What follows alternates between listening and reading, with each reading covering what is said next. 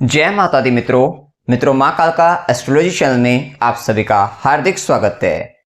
अगर आपने चैनल को सब्सक्राइब नहीं किया है तो चैनल को सब्सक्राइब करें और बेल आइकन को प्रेस करें ताकि आप हमारे लेटेस्ट वीडियो को देख सके। राहु खुद कुंभ का बैठा हुआ है। राहु भी आपको भाग्य के स्वामी बनते हैं, भाग्य वृद्धि दे सकते हैं और ये सडन तरीके से देंगे। और वहीं गुरु कृपा भी उसको प्राप्त हो रही है, मतलब ये राहु बैलेंस है, ठीक है। ज्यादा यहां पर 3-5 करने वाला नहीं रहेगा, ये बैलेंस रहेगा और इसको बैलेंस बनाकर भी चलना है। हमेशा ध्यान रखना, हमेशा सात्विक ग्रह और इन पर ही मतलब इनको ही ठीक बनाकर चलना, गुरु को ही सही लेकर चलना। क्योंकि हो सकता है कि कोई तामसिक ग्रह या कोई तामस प्रवृत्ति का व्यक्ति आपको लालच में कुछ दिखा दे, लेकिन वो माया भ्रम हो सकता है, वो हो सकता है ज्यादा दिन नहीं टिकने वाला हो। लेकिन अगर आप लॉन्ग टर्म प्लानिंग के साथ जीवन में लंबे समय के लिए सुख, शांति, आनंद, वैभव, ऐश्वर्य चाहते हैं तो हमेशा अपने गुरु पर, गुरु कृपा से आगे बढ़ना चाहिए, गुरु की आज्ञा का पालन करना चाहिए, क्योंकि वही आपके लिए कल्याणकारी रहेगा। ये बात का हमेशा ध्यान रखना है। तो गुरु की भाग्य की दृष्टि 9th हाउस पे, हायर लर्निंग्स के लिए बहुत अच्छा रहेगा, रिसर्च के लिए बहुत अच्छा है, क्योंकि राहु अपने आप में रिसर्च का प्लैनेट है। सेम टाइम पे 8th लॉर्ड का कनेक्शन भी, शनि का कनेक्शन 10th से रहेगा, आपको आगे बताई भी ये होगा। तो मतलब कहीं ना कहीं ये रिसर्च के लिए बहुत जबरदस्त समय रहने वाला है। आपने हो सकता है किसी विषय में हाई लर्निंग्स की हो या जो भी कुछ पढ़ा हो, सीखा हो, उसमें और गहराई में उतरकर रिसर्च करने के लिए बहुत अच्छा टाइम है, क्योंकि आपके पास इस समय में जुपिटर का विजडम आपको सपोर्ट करेगा। हर समय एक जैसा नहीं होता, हर समय हमारी सोचने समझने की शक्ति एक जैसी नहीं होती। कुछ समय ऐसा आता है जीवन में जो हमारे उत्थान का समय होता है, ये वही समय है आपकी लाइफ का। तो इसको खराब मत होने दीजिएगा और पैसों के लालच में मत रहना किसी भी तरीके से। कि कितनी बार हो सकता है कि जिस समय में ज्ञान मिल रहा हूं ना, हो सकता है उस समय धन का अभाव, मतलब धन इतना अधिक ना हो, ना कमा पाए, वो चीज होती है। लेकिन सीखने का समय भी हमेशा नहीं मिलता और ये जो माइंड है ये हमारा साथ नहीं देता हमेशा भी कि कुछ बड़ा ज्ञान अर्जित करने के लिए। कितनी बार ज्ञानी व्यक्ति सामने मिलेंगे, लेकिन ग्रहण करना वो तो स्थिति अपने पर निर्भर है, मतलब वहां पर हमारी दिमागी स्थिति भी निर्भर करती है कि हम कितना फोकस होकर कितना ज्यादा हम ग्रहण कर पा रहे हैं।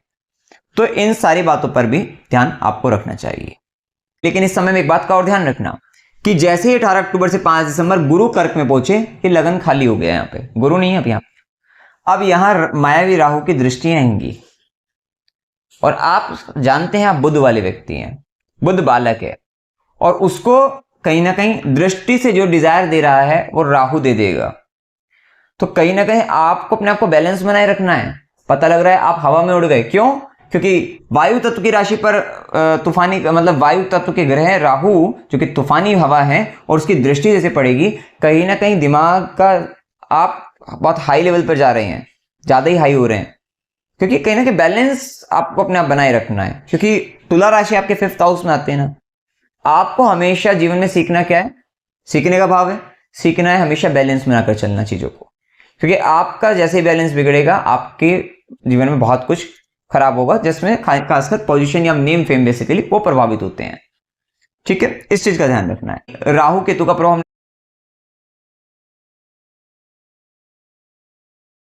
दिया, थोड़ा पिता को कष्ट रह सकता है। तो यहां पर अगर देखा जाए शनि की दृष्टि, देखो माता पिता की थोड़ा कष्ट परेशानी देखने को मिल सकती है। और पिता का इस समय में या गुरु से संबंधित कहीं ना कहीं वहां पर थोड़ा सा राहु का इंपैक्ट वहां पर आ रहा है। तो वहां मतभेद हो जाना, उन चीजों से थोड़ा बचना है, उनसे संबंध तो थोड़ा वहां पर थोड़ा दिक्कतें वहां पर आ सकती हैं। उनको लेकर गलत धारणाएं बना लेना, विशेषतः राहु, उस चीज से आपको बचना है। तो ये प्रभाव रहेगा। वहीं अगर हम देखें तो एक बात का और ध्यान आपको रखना है कि वैसे तो समय काफी अच्छे से बता ही दिया आपको, साथ ही केतु का जो प्रभाव रहेगा वो 3rd हाउस के अंतर्गत रहेगा। एक मेन चीज यहां पर ध्यान रखना है कि जहां हम कह रहे थे कि गुरु मिथुन राशि के अंतर्गत आपको राइटिंग, कम्युनिकेशन स्किल्स से रिलेटेड, आपको पैशन से रिलेटेड या फिर एडवर्टाइजमेंट, मार्केटिंग, सोशल मीडिया, वहां पर गुरु बहुत अच्छे रिजल्ट दे रहे थे। वहीं आप एक एक चीज देखो कि तीसरा घर ऑलरेडी उस चीज का होता है और वहां पर केतु बैठा है। इस केतु ये बता रहा है कि केतु का जो प्रभाव आ रहा है वो ब्लॉकेज देता है। अब तो इन चीजों में अगर ब्लॉकेज आ गई तो वहां के रिजल्ट ढंग से नहीं मिल पाएंगे। इसका मतलब इस केतु को आपको ठीक रखना पड़ेगा गुरु के कृपा से, गुरु माध्यम से। उसके लिए हमने उपाय भी बताए हैं कि घर के समीप कोई अगर स्कूल है या कोई ऐसे स्टूडेंट मतलब ऐसे बच्चे जो स्कूल में जाते हो और खासकर छोटे बच्चे हो, वहां पर अगर आप केले, बनाना जो कि जुपिटर का फल है, गुरु के तो वैसे तो फल गुरु में आते हैं लेकिन गुरु का मेन वो है, अगर आप वो उनको खिलाते हो, वो इनको देते हो तो आपको लाभ मिलेगा। या घर के समीप अगर कोई मंदिर है और भगवान श्री राम का मंदिर हो, वहां पर आप 3 केले आप वहां पर अगर करके आते हो तो आपके लिए बढ़िया रहेगा।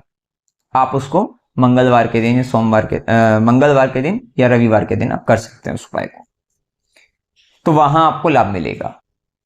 या सोने के कुंडल, आप फीमेल है तो कुंडल, लड़के हैं तो बाली पहन सकते हैं।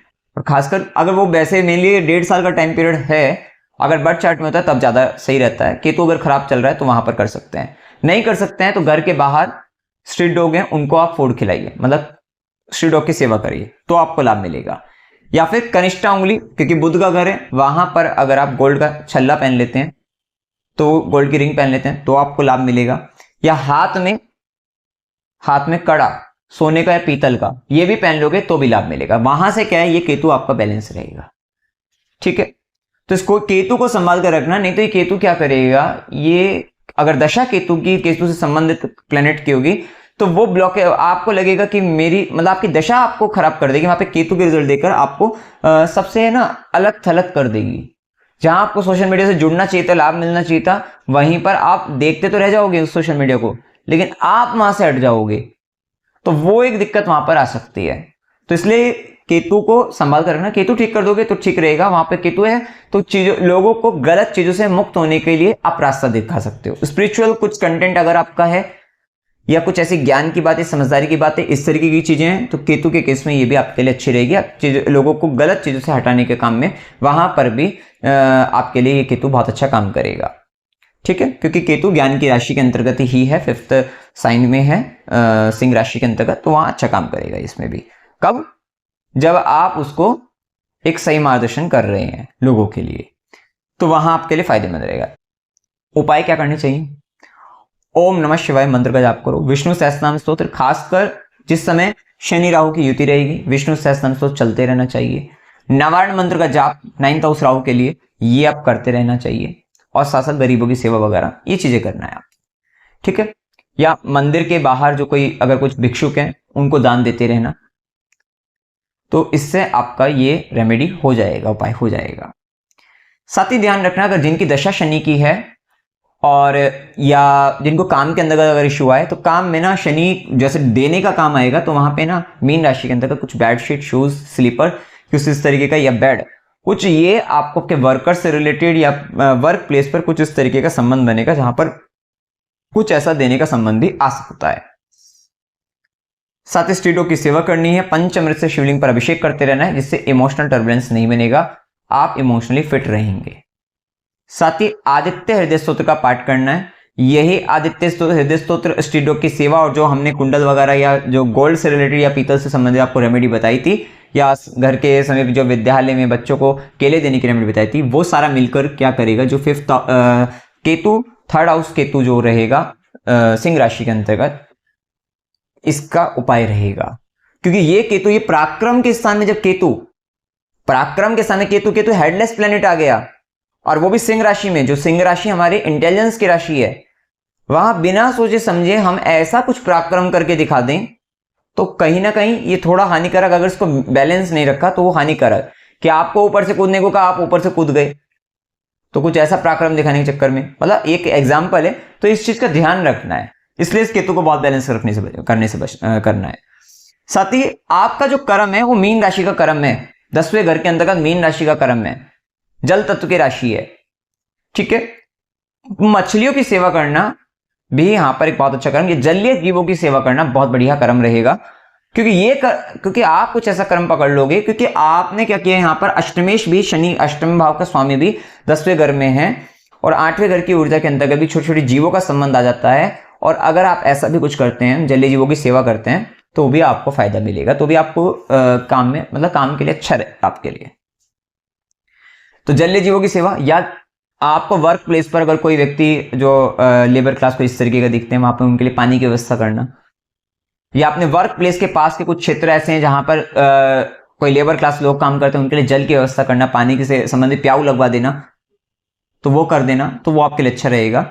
साथ ही अहंकार करने से बचना है और गौ माता की सेवा, गौ माता के लिए जल की व्यवस्था, ये कहीं ना कहीं शनि मीन के लिए अच्छा कर्म आपके लिए बताया है कि जो आप करके इस साधारण से कुछ ज्यादा पैसा खर्च नहीं होना और सरल तरीके से आप कर सकते हैं। तो ये उपाय करके आप अपने लिए वर्ष 2025 को अपने लिए अति महत्वपूर्ण बना सकते हैं। ठीक है, तो मित्रों जानकारी अगर आपको अच्छी लगी वीडियो को लाइक कीजिएगा, शेयर कीजिएगा और चैनल को सब्सक्राइब कीजिएगा। जय माता दी।